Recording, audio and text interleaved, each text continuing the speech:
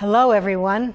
My name is Juliana Anderson and welcome to Good News Rhode Island, the show about Rhode Island and all the people and places and events that make Rhode Island a really good place to live. And if you travel and come home, you know how good it is to be here. Today we are going to do something unusual. First of all, I want to tell you a little bit about the next season. Today we're starting our 9th season here at PEG Studios. I want to thank all the crew who are all volunteers. Their names are at the end. They don't want to appear on the show with me. But I want to thank all the crew who come in faithfully. We're all volunteers. We do this because we love it. And we do this because we believe that everyone needs to know what's happening in Rhode Island behind the scenes. Today, we're going to do something unusual in that I have always wanted to try doing cooking on this show. I like to cook, but so do many of you, I'm sure, and you're surely much better cooks than I am. My only claim to fame, and I do have this hat, although I do not wear it, is that I have taken several courses at Cordon Bleu in Paris. But it was not enough to really rub off on me and make me a great cook. It just made me want to eat more, which is not a good thing in some cases. So anyway, I'm here because this is the season for wonderful vegetables coming out of everyone's garden. And people keep giving me tomatoes, or they give me cucumbers, or they give me squash. And I felt like it was a very good, timely thing to try to make gazpacho on television. Maybe you've seen it before, maybe you haven't. This is my version. I like it because it's a very ancient dish. It began probably with the Romans, and I imagine all the soldiers going out in Pax Romana all over Europe. They basically used bread, water, olive oil, and garlic in some fashion, maybe other spices that they would have found along the way, basil or chives or something that would have been growing near them. Then in the 1900s, tomatoes were added, and tomatoes are a major part of the way that I make gazpacho. So you start with a chopper of some sort, and you take your vegetable, mainly cucumber, at least this is the way I make it, and you peel the cucumber. I like the idea that this soup has been used and changed over the centuries. However, if you wish, you can put shrimp in it, you can put avocado in it, you can put celery in it, you can put spinach in it. It's very variable and it's very pliable. It's really a soup to taste. You cut off the ends. You cut it in half. And you peel out the seeds, which are not really edible. They're kind of bitter, and that's the reason that you peel out the seeds. And you put them in the chopper.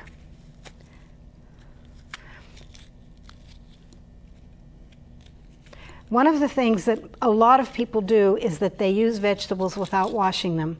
And I am a devotee of washing vegetables. The reason is I never know who's been handling them. And especially with something like gazpacho, where you're having completely raw food, you want to make sure that it is clean. You want to make sure that your hands are clean, the surface you use to cut it up is clean. We'll put that down there. All right, now next, you want to add some cilantro. This is cilantro that I've just gotten at the store. It is very much looking like curly parsley, curly Italian parsley. You take cilantro, I take a handful of it, it's already been washed, and I put it in. Then I like to use green onions, scallions as some people call them, but these are green onions. And I like to use them because they have a sweetish onion taste. So I cut them up a little bit and I put them in as flavoring and they're not bitter to the tongue if they're raw. Then I take a half of a Vidalia onion. The Vidalias are much sweeter than other white or yellow onions. They're easy to use for any cooking. I like to use them all the time. I don't buy other kinds of onions in general, except for scallions. And I cut it up a little bit just to make it faster and put it in. Now you're ready to do the first chopping.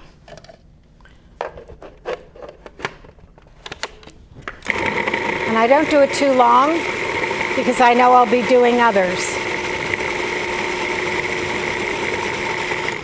I should say that some people like a very chunky gazpacho. I do not make it that way. I make it so that it's sort of creamed in the chopper. Now, I want to use fresh tomatoes. This one doesn't feel fresh, so I think I'm going to use, this one feels too much like a store-bought tomato. This is a tomato bought in a farmer's market. It is very, very juicy, and it is, if you smell it, you will smell how sweet it smells. This is like the peak's time to buy tomatoes. So I will use one tomato, and this one is also very ripe and ready to go. These tomatoes need to be ripe because otherwise the taste is not strong in the soup. And I put them in the chopper.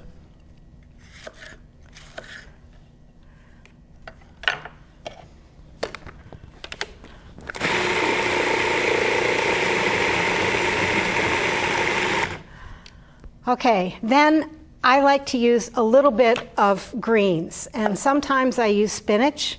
Today I have a green pepper, and I just use one piece like this of green pepper. The other thing I use is a tomatillo. This is a brand of tomato. You can find them in the grocery store with the vegetables. It has a skin on it. You take the skin off. Sometimes the skin is brown because the tomatillo has been picked a long time before. I just cut it in half, and I use the tomatillo. This one is not very ripe, certainly was not at my local farm stand, but I do enjoy them in gazpacho. And then one of the things that you do is use a lot of lime juice. I find lime juice to change the whole flavor of the gazpacho. And it's one of my favorite parts of it because it's really fresh and it stands out. Then the other thing that I would recommend is some fresh garlic, not garlic from a tube, not garlic from a can, not garlic from a bottle, but fresh garlic that's really going to be very pungent. So I use 3 cloves of garlic with this much tomato. The fact that this is Spanish surprised me because I thought it was Mexican. And so I've been making it all the time, thinking I was making a Mexican soup. And maybe there is a Mexican version, I would imagine, if it's started in Andalusia. But anyway, one of the first gazpachos I ever had chocolate in it. And if you can find a way to put chocolate in it, I would assume it would need to be a little bit melted when you started. And then I'm going to put the garlic directly in it.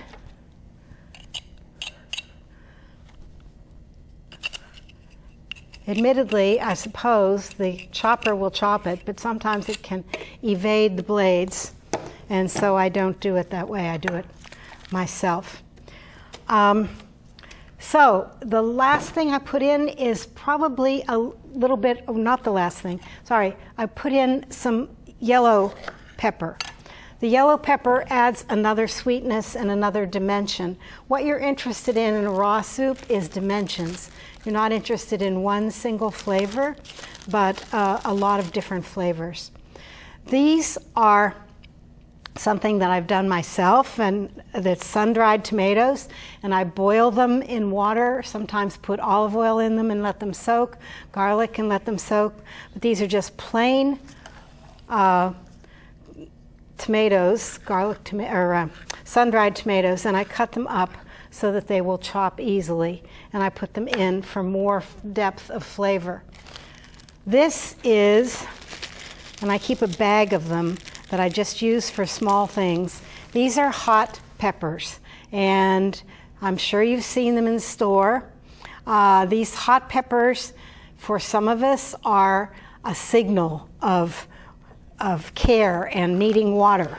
For other people, they're a signal of good taste. And so you need to decide how much pepper you want. And I'm going to break this up because I don't want it to be all in one place. And I'm going to put a little bit of the habanero pepper as well. All right, so for now, this is the next level of chopping, and I think I'll push it down a little bit first. And I think I'm getting full here.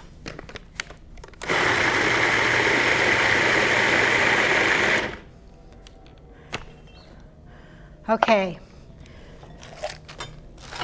now I'm going to pour this out so that I can add some other things to it. You can see that it's somewhat a little bit rough like that, which I think adds to the antiquity of it, but I could be just romanticizing it. And now I'm going to add other things that I can stir in with a spoon. First of all, salt, pepper, a good portion of it. Most people like things very salty. This is tomato juice, which I pour in about a cup. Yesterday I found something in the store which I don't usually use, but it's strained tomatoes. Usually you can buy chopped tomatoes or blended tomatoes at the store. This I haven't tried, but I'm going to try it today because it will add a little depth of flavor. Certainly you use Tabasco sauce, and you must have this. If you don't, you just use more peppers. But I would say several drops. I'm not a hot person, but I'll make it more like everyone else would like it. And this is balsamic vinegar. I use a splash of balsamic vinegar.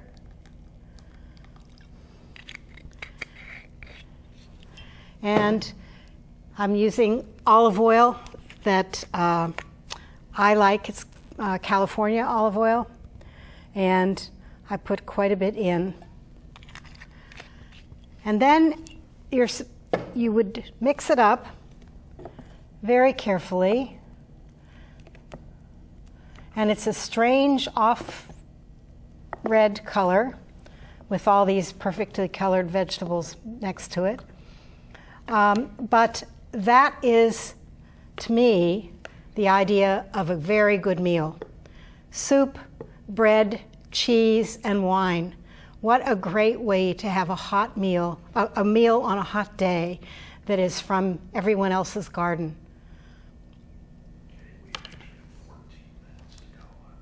You serve it into a small soup bowl, or make it an hors d'oeuvre and just put it in a small glass as something that starts the palate to move for dinner. But anyway, the truth is that this is an ancient soup, now made modern, made personal, and also it's really good for you, and it uses a lot of the summer produce that comes out of our gardens. So, hallelujah for gazpacho soup. Here's the recipe for gazpacho. We'll also put it on Facebook, but we want you to watch it and here as well. You'll notice all the things that I put into the soup. This is my recipe. Yours can have a lot of other things.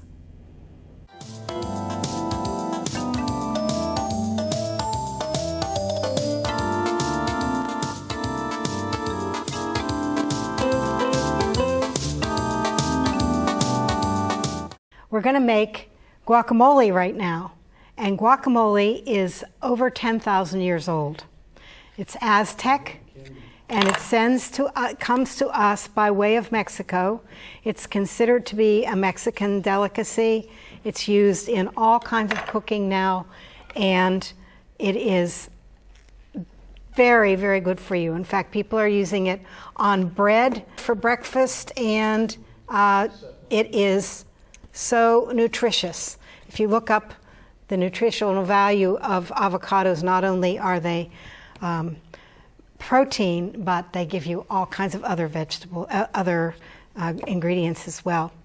So we're starting with avocado, and one of them was kind of ripe and one of them was kind of green. And I say green meaning when you touch it, it doesn't give. If it gives and you are in the store and you're trying to decide what to buy the one that gives. It feels a little bit softer. Not very soft, because you don't want it to be too old. Then the avocado, the guacamole will age very quickly. You'll only have it for that one particular day. I have shopped for avocados in farm markets, and they say to you, do you want them for today, tomorrow, or for a week from now? And you can decide. If they say a week from now, take them, put them out on the windowsill, and let them age a little bit. And when they start to feel soft, put them in the refrigerator. I keep them in the fruit refrigerator drawer because in Brazil and many other places, avocados are considered a dessert fruit, not a vegetable. And so I use them often in salads with mango, with peaches, with blueberries, and I mix it up with some orange juice as well as other ingredients for a salad dressing on lettuce, and it really adds to a salad. So I take some green and red peppers. I don't use very much, as I explained before, because I really am a wimp, but you should use as much as you like. The green pepper adds definitely to the dimension of it. And then I also use a tiny little bit of tomato that has been sun-dried and cooked in water so that it's soft, and I put that in. Then I definitely use lime. I use a lot of lime because I really like the lime juice. It adds to the flavor and the depth. And if you notice, these are some of the same things we used in gazpacho. And so as we use the ingredients that we have in our kitchen in the fall, this is a really great way to have a whole dinner with gazpacho, with chips, and with guacamole and a glass of wine. I'm also putting in a tiny little bit of cilantro, and certainly I will use some green onion. Once again, please wash all your vegetables when you're using fresh things that are not going to be cooked. And I like the green vegetable ends like this because I can use them for decoration on the table. Now, the last thing we need to put in is some garlic. And I have some garlic here that's not exactly fresh. It's a little bit brown. I did buy it in a package, and I did buy it recently, but you need to check vegetables always, and I did not. You need to check them to make sure that they're fresh, because it will change the flavor. Aged garlic does not taste that good to me. I can taste the difference. So I put it in, and now I'm ready to beat it up, to chop it up. Now, it depends upon how you like your gazpacho. I like mine smooth. So I do it a couple of times using a spatula to get it smooth, because it's not really smooth yet. As you can see, it's really still very loosely chopped. I'm going to add olive oil at this point. Notice olive oil is a big part of both of these. I'm going to use some balsamic vinegar, just a few drops. And I'm going to use some salt and pepper, obviously. This is 1 tower with both salt and different kinds of peppers. Now I'm ready to really grind it again.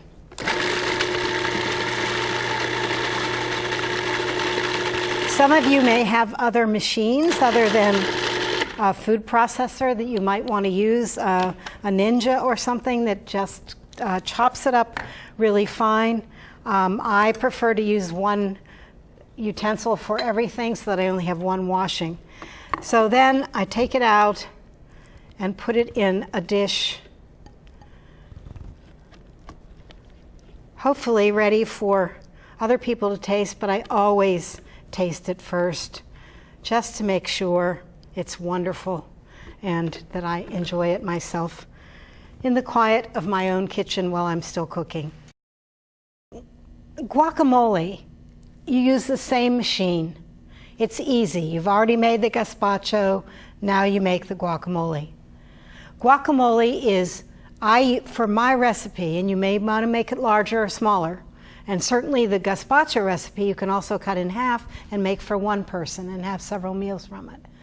But the guacamole, the ancient dish of the Aztecs, is 2 avocados. I had one very green and one pretty ripe, ready to go. Make sure you test the avocados before you use them. Then I put in cilantro. Then I put in hot peppers.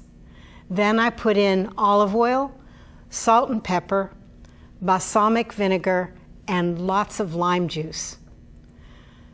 That to me is a really good guacamole.